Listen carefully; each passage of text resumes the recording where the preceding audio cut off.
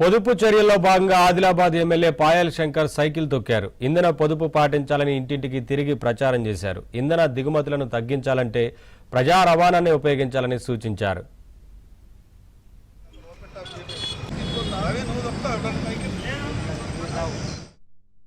ఇదంతా కూడా ప్రజల్లో ఒక చర్చ జరగాలి.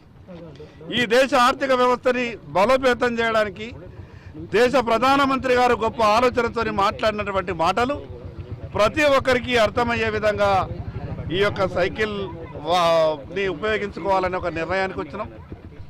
ఈ సందర్భంగా ఈ జిల్లాలో ఉన్నటువంటి నేను, అదేవిధంగా మా జిల్లా పార్టీ అధ్యక్షులు, మా గౌరవ పార్లమెంటు సభ్యులు, మా నాయకులం, కార్యకర్తలంతా కూడా సాధ్యమైనంతగా ఈ యొక్క ఇంధనాన్ని ఆదా చేయాలని, ఈ యొక్క సైకిల్పై తిరిగేటటువంటి కార్యక్రమం, వార్డులలో విజిట్ చేసేటటువంటి కార్యక్రమాన్ని ఈరోజు ప్రారంభించినాం.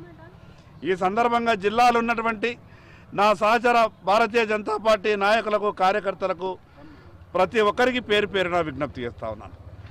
సాధ్యమైనంత వరకు అందరం కూడా ఇంధనాన్ని ఆదా చేద్దాం, కార్ల వినియోగాన్ని తక్కువ వాడేటటువంటి ప్రయత్నం చేద్దాం. మరి అదేవిధంగా బస్సులు కానీ పబ్లిక్ ట్రాన్స్పోర్ట్కు సంబంధించినటువంటి మిగతాయి కూడా అందరం మనం దాన్ని ఉపయోగించుకునేటువంటి ప్రయత్నం చేయాలి.